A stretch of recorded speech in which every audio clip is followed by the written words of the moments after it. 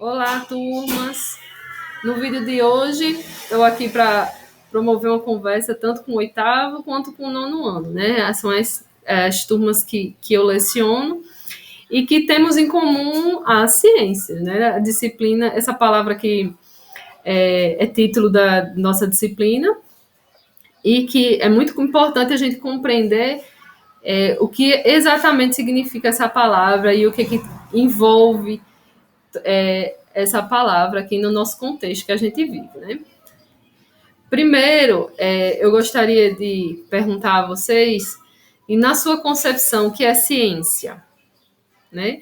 Então, já pegue um caderninho, anote lá no seu caderno o que é ciência para você, na sua concepção. Né? Depois você manda para mim junto com a atividade, ok? Dá um pause no vídeo, escreve lá, e depois você continua, certo? Então, gente, é importante a gente colocar aqui na nossa conversa que a ciência não é somente imaginar um homem de jaleco branco em um laboratório fazendo pesquisas com substâncias diferentes, microscópios, equipamentos ultra tecnológicos, né? Na verdade, a ciência pode ser feita da sua casa, né? Porque, na verdade, a ciência é uma área que investiga, a partir de métodos específicos, investiga problemas e questões da sociedade, né? Então, essas questões podem ser de todas as áreas do conhecimento, né? Então, a gente tem, por exemplo, as ciências exatas e da Terra, né? Como a biologia, as ciências em saúde, a física, a química.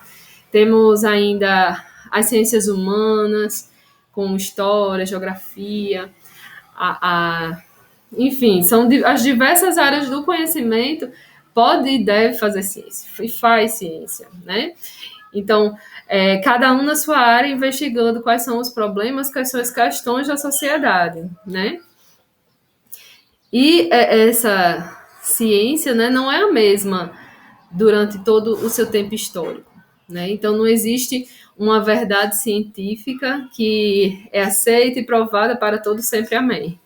Né? Na verdade, com o tempo, pode ocorrer transformações. Né? Então, fazendo aqui rapidinho a leitura desse slide, fatos e fenômenos e até mesmo as observações, né, estão sujeitas a influências da cultura da época e variam em cada momento do tempo. Né? Então, eu trouxe aqui 3 exemplos para a gente refletir sobre isso.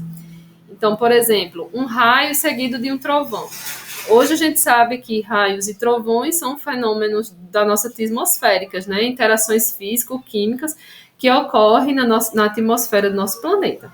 Mas durante muito tempo, essas explicações eram dadas de forma mística. Então, eram deuses, para cada povo tinha uma interpretação diferente, né? Na ausência de uma explicação científica para isso. Um outro exemplo é a Terra plana. Então, nos limites do seu país, do seu continente, era totalmente aceito que a Terra parecia-se com uma panqueca achatada, né? Uma Terra plana, era plana, achatada. Para aquela época, isso era totalmente aceito como verdadeiro, diante das limitações que tinha na época, né? Diante das limitações que tinham de tecnologia e até mesmo de locomoção. Então, desconhecia-se, inclusive, a existência de outros continentes. Né? Então, para aquela época, era perfeitamente aceitável. Com o tempo, né, a gente vai vendo que as diversas descobertas da ciência, a gente vai vendo que isso não era verdade. Um outro exemplo é a vacinação. Talvez você já tenha estudado aí em história a revolta da vacina, né? Lá por volta de 1903, 1904, aqui no Brasil, criou-se uma lei para obrigar as pessoas a tomarem a vacina contra a varíola. Né? O país vivia uma crise sanitária e o senhor que era ministro na época, né, o senhor Oswaldo Cruz, ele resolveu vacinar a população inteira e não tinha muita adesão, já que a vacina era algo novo no país e também circulou muita informação falsa na época. Então, as pessoas se revoltaram e não queriam tomar vacina, muitas pessoas, né? Chegou-se até movimentos até bem violentos, ao ponto de, ao final desse movimento, essa lei foi revogada, né? Então, retirou-se a obrigatoriedade da vacinação. Então, veja, gente, que que eu quero dizer com esses exemplos é que a ciência é uma construção histórica feita por muitas mãos, feitas ao longo de muito tempo e a partir de muitas descobertas, muita informação, né? Então, não é uma coisa que se cria de uma hora para outra. Um estudo serve de suporte para outro e vai construindo a ciência que a gente conhece hoje. E até por isso que a ciência é considerada as maiores verdades que a gente tem no mundo pela sua capacidade de verificação, né? De testagem, enfim, de pesquisa a longo prazo. Então, passando aqui.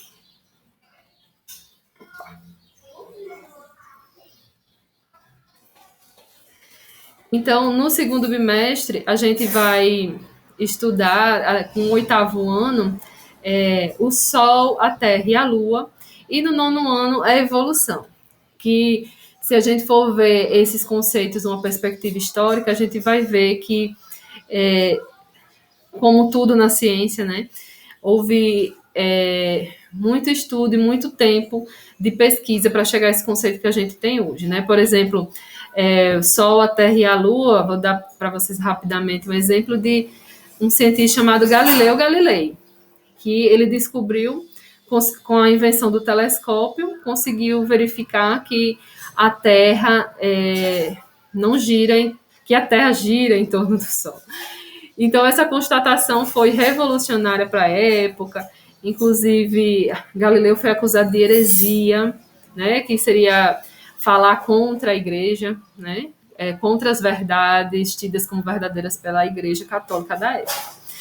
Então, são transformações que ocorrem ao longo do tempo e que podem revolucionar até a forma de a gente compreender a sociedade, né?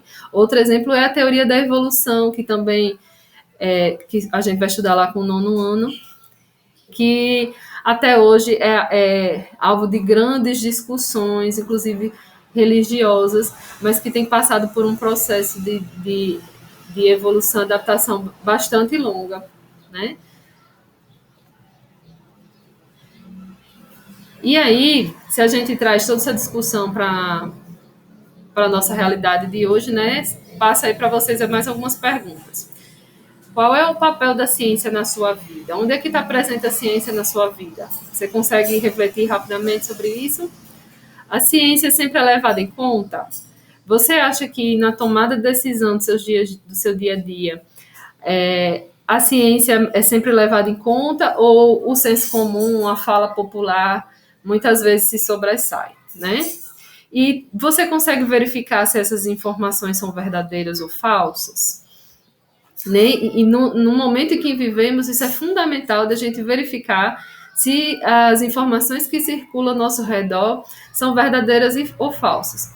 No contexto da pandemia do novo coronavírus, né, se torna até uma questão de saúde, da sua própria saúde, da sua família, né? Então, circula muita informação errônea nos meios de comunicação, né, que é muito importante que a gente verifique a qualidade e a verdade dessas informações. Então, a verdade seria, pelo menos para o momento, né, seria a verificar o que é que a ciência tem constatado disso tudo.